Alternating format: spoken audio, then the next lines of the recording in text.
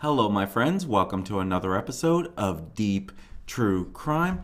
I'm Manny Rodriguez. In today's episode, I want to share with you the court date that Bryan Kohberger was at today. Why did he have scratches on his face? And these scratches you really couldn't see them until the camera was up close and personal with him. So we're going to be diving into what we know. Don't go anywhere. I'll be right back.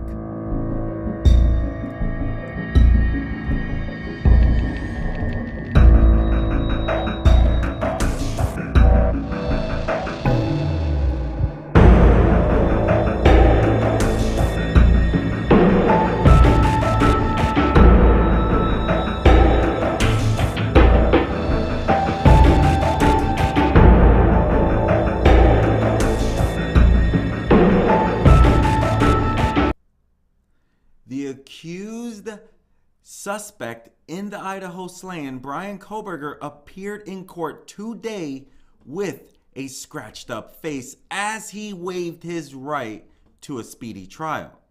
You see, Bryan Kohberger, the 28-year-old, he is going to be returning to court in Moscow on June 26th. That's 6 months from now for a preliminary hearing. He requested the gap in court proceedings, waiving his right to a timely hearing to allow his attorney more time for discovery so that they can get what is all the evidence that they have so that we can fight against this. As he took his seat, scratches were seen along the left side of his chin, which were clearly visible. All right. I'm not too sure if it's the left side or the right side. Depends on the camera angle, but on this picture, it looks like it would be the right side. But it's not really sure how he got those scratches. You see, a deputy from the Latah County Jail said that those cuts were accidental. He did it to himself, shaving. At least that's also what the sheriff said, that he was actually shaving when that happened. And that literally does look like shaving if you were to ask me. Like, I've cut myself, right? That does look like he could do something like that while he's shaving.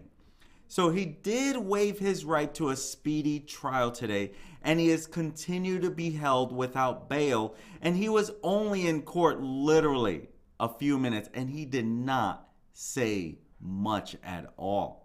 So Kohberger has only appeared before judges in Idaho's Magistrate Court Division. If the case progresses to trial, which is more likely to do that, it will be moved to the district division, which is reserved for more serious offenses like this one. And so you can see in his previous hearing, which was like a week ago today, he didn't have any scratches on his face. And now he's appeared again, and this court date is set for June, the next one for preliminary hearing. That's why there's 6 months in between. 6 months and like a week or two. So the hearing in June will determine whether there is enough evidence for the case to proceed to the division court. You can see where they requested the defendant's request for discovery pursuant to whatever code that is, right? And so this is to give them time for everything that might be involved in this, right? Because there truly is, you're talking about expert witnesses, police reports, digital media recordings, whatever they may have, audio or video-wise. So they're doing everything. They want to check all search warrants, provide all documentation in support of any search warrant.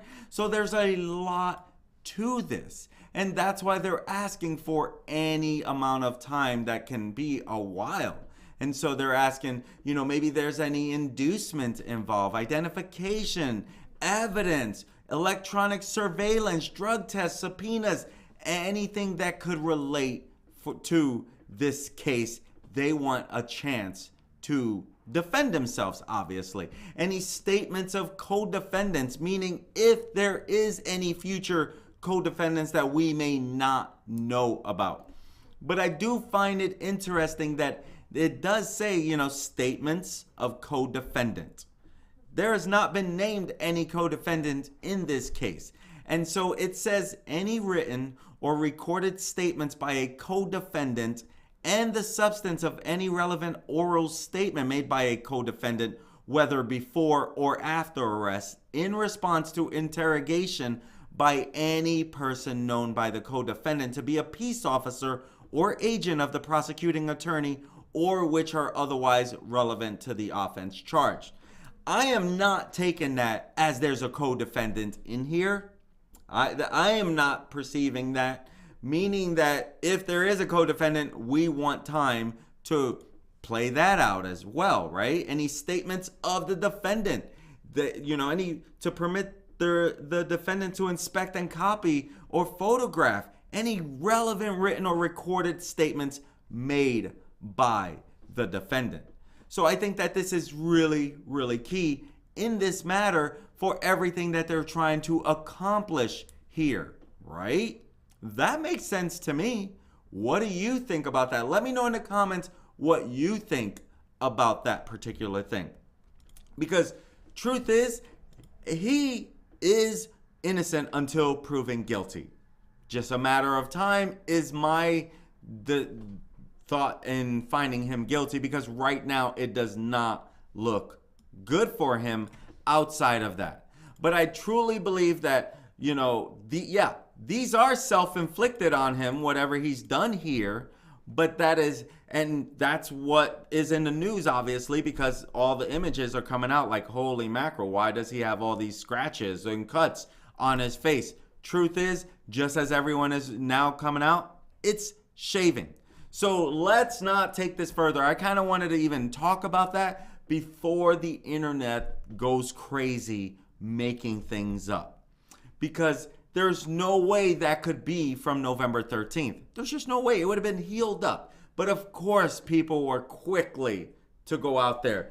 And so I think that it's extremely important that we are careful with misinformation. I'm not perfect. I run sometimes with some of what the media is talking about, but I'm trying to do my best to be very careful in verifying stories. To me, if it's on a lot of credible different media sources, let's run with that. If it's from the internet and someone giving their opinion and that may sound logical, I'm not running with that. I try not to anyway. But Kohberger, he did not speak at the hearing today. He didn't he didn't enter a plea or anything like that. And so the hearing in June will determine whether there's enough evidence. And that's why the discovery for the defendant to really go to work for their defense side.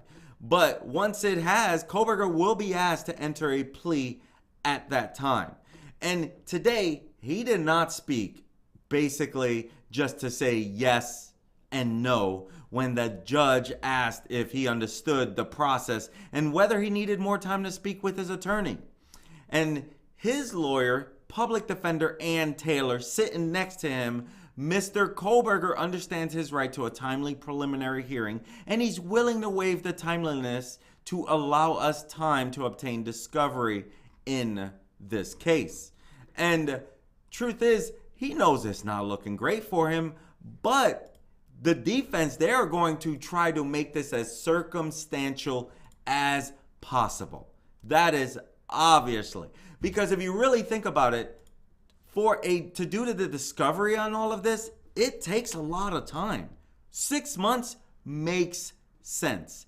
Think about that, because in this case, 4 students, rest in peace to the 4 students that the suspect is said to have done the unthinkable to. 4 suspects, that's going to take a long while to really get this all in place. Now, during the process, the defense attorney may come across like, this is not looking good for our client. Let's plea out or something like that. I'm guessing. Again, I'm playing all sides of detective now, right? But when you think about it, If there was a co-defendant, I would think they would already been, we would probably have some kind of idea. So I really don't think there's much to that portion. They don't quite say anything along the lines of if a co-defendant, because I didn't quite see that in the writing. It says the co-defendant. So, I don't know. What do you think on that? Let's take a look at that again, as we can see it right here. And it is number 2. Statements of co-defendants. Any, written or statements, basically. It's literally not saying if there is a defendant, right? A co-defendant. So I find that a little interesting there. But I do not think that at this time that we know of a co-defendant at all. Right? Is that a fair statement? Let me know in the comments what you think about that. Because I don't think at this time there is a co-defendant. And so I think that it's extremely chilling on a lot of this case. Number one, the fact that this happened. That is chilling. But we also know in this world we live in, this does happen. We just wish it didn't happen. Because it's been happening before the beginning of time, right? Like since the very beginning, it has literally been one of those, like it's been cringing since day one. I find it very interesting. Bryan Kohberger, he asked his neighbor if he'd heard about this gruesome Idaho incident. This was weeks before he was arrested. And he called them a crime of passion that cops have no leads.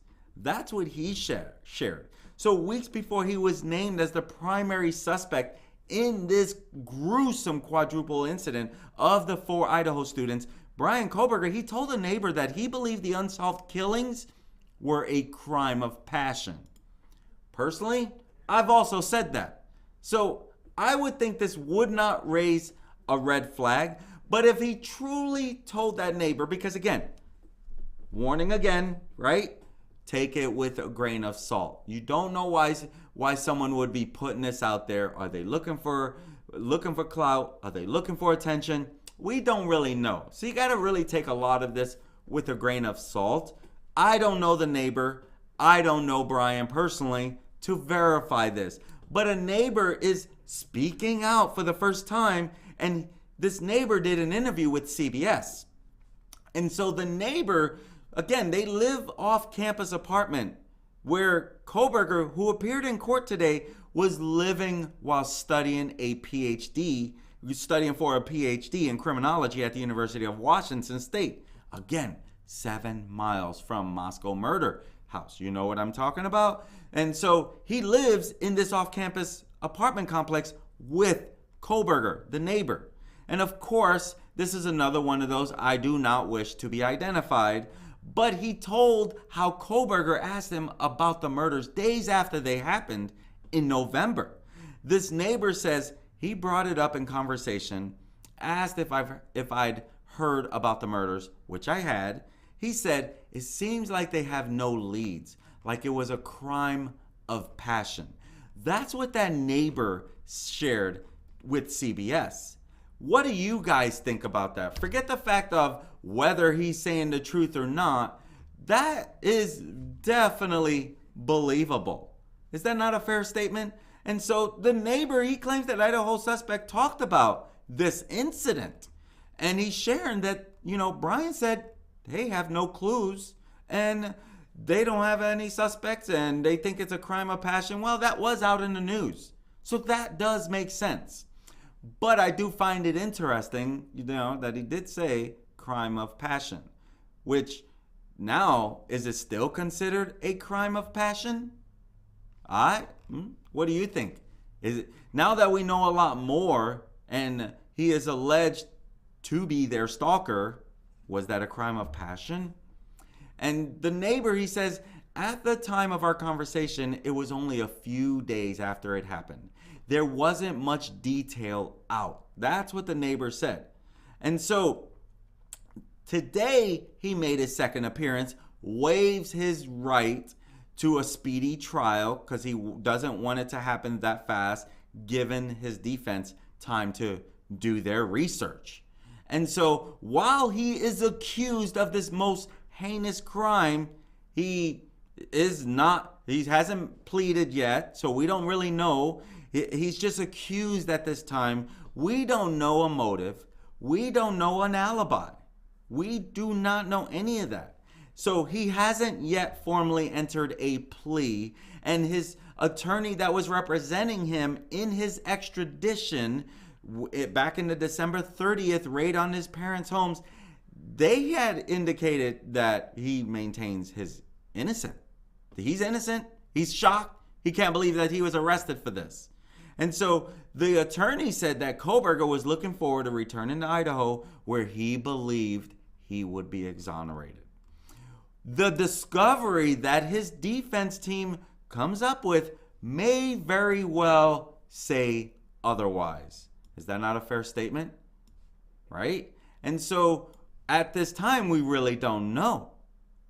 Because Shannon Gray, the attorney for the Gonsalves family, says this guy had no connection with these four.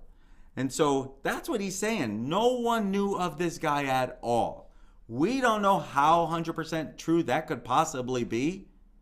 But if it is true, then did he just see them out in the streets and say, I want to stalk them? I find that very, very odd. And it's hard to believe he didn't have some type of small connection to them. Doesn't mean I'm right by any means, my friends. I'm just saying that it would be a little hard to believe he has no connection whatsoever. And considering that Kaylee was complaining about a stalker, the fact that she did that makes me think, well, maybe he doesn't have a connection. Because I would think she would have recognized his car, she would have recognized him from the distance or something if there was a connection. We don't know yet at all. But I do want to share a little on Ethan Chapman. Because the mother of the Idaho victim, Ethan Chapman, she went to Facebook on social media and she shared a little about him. And Ethan was one that a lot of true crimers, including myself, have not really talked about very much. We've said his name every episode, but because Kaylee, Stalker, all these girls that live there, Ethan doesn't really get talked about as much. But the mother of Ethan, she shares a little because she is heartbroken by this whole thing for obvious reasons, right? And so she went to social media and put a heartfelt message out there. And I think that, I think that he deserves some attention too. Everyone deserves attention because that's why I do this. This is not about me. This is about the victims. And so Ethan's mom, who, last year she offered a heartbreaking tribute to her son, stating that nothing has changed since the recent arrest of the suspect, Bryan Kohberger, and that mourners should direct their anger elsewhere. And so she went to social media 2 weeks after Kohberger's arrest, which has been dominating all of national media, right? Including my channel, including True Crimers channel. It seems like we don't have much else to talk about, but it's because people want to know what went on in this crazy incident. Now, as you see, I do try to throw some other content out there because this is not an Idaho 4 channel. This is just a channel that wants to show their respect, my respect for the victims. And so she went to social media and shared.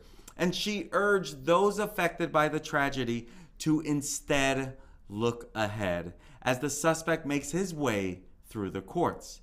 And so Kohberger, who again, he was a doctoral student in criminology, and so Stacy, she was talking about this whole thing, which he is charged with 4 counts, first-degree counts of murder for this incident, which for the past 2 months have literally captivated the national attention of everyone, including the fact that cops weren't sharing much, which they did the right thing.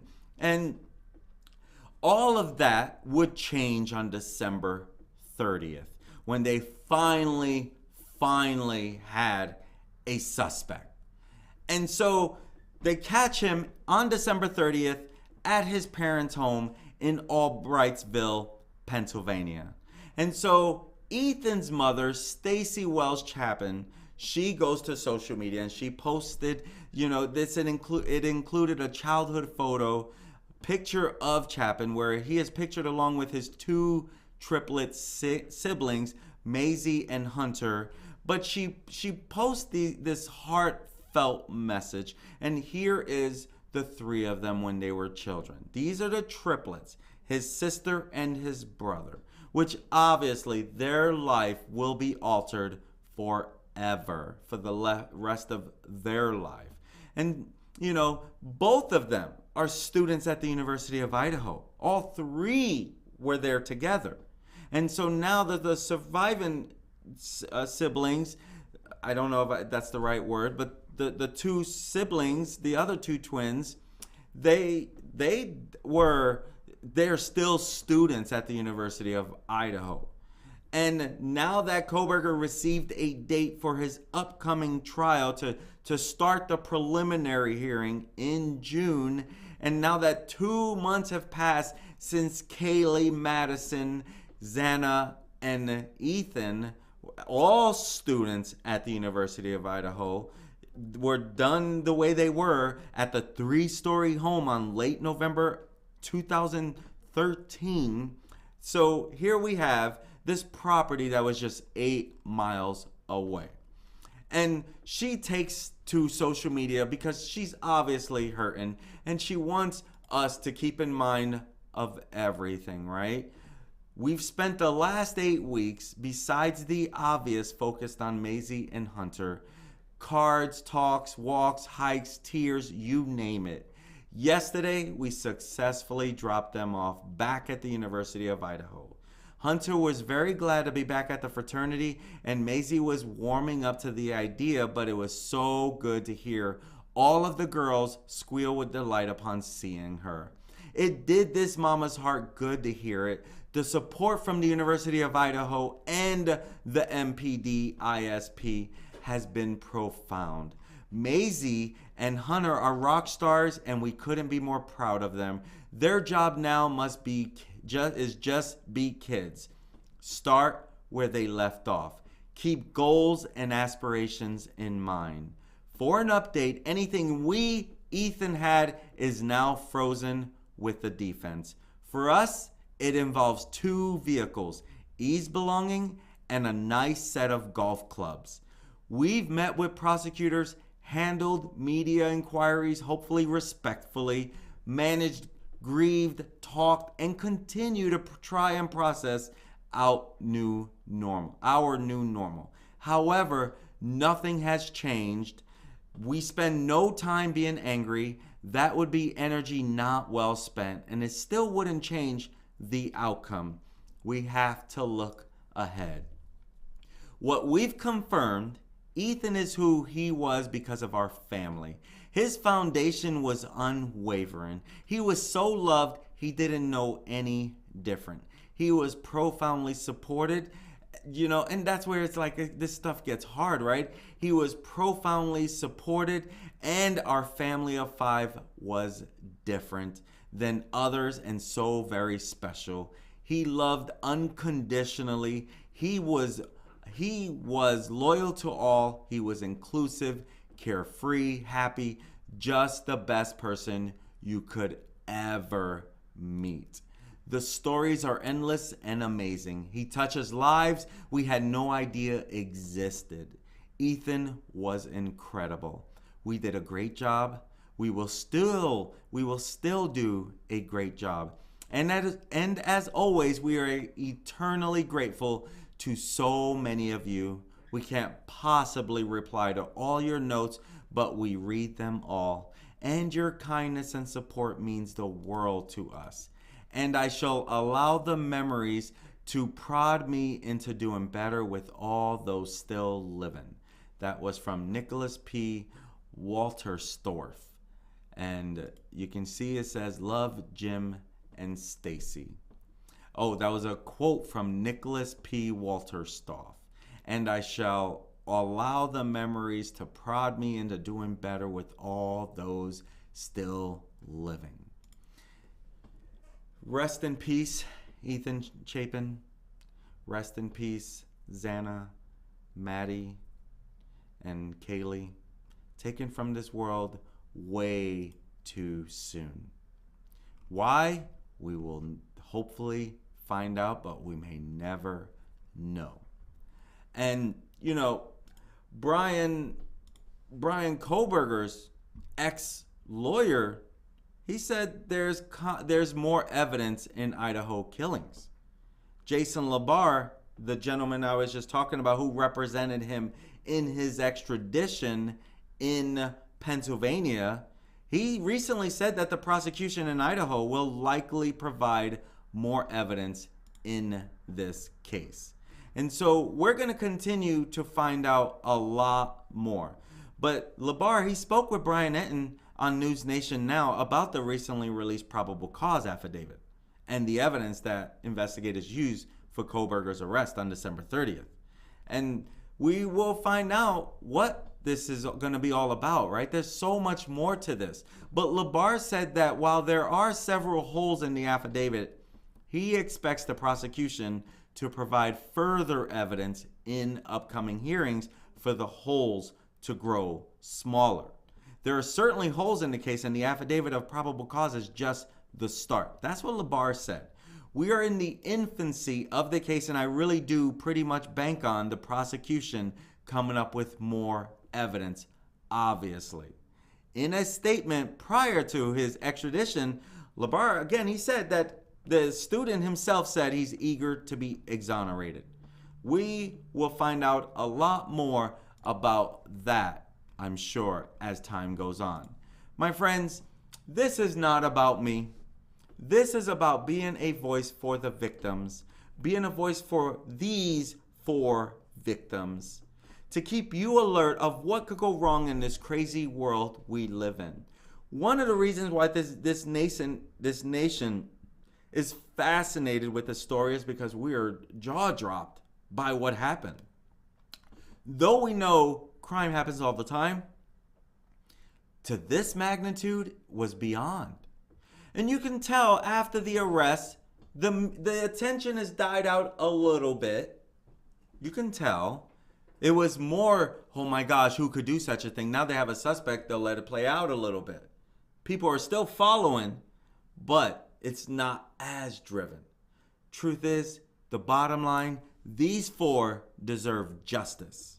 We will continue to provide continued updates on this. So my friends, if this is the type of content you like to follow, make sure you hit that subscribe button, click on that like, and hit that notification bell. That way you get notified whenever I go live or upload content.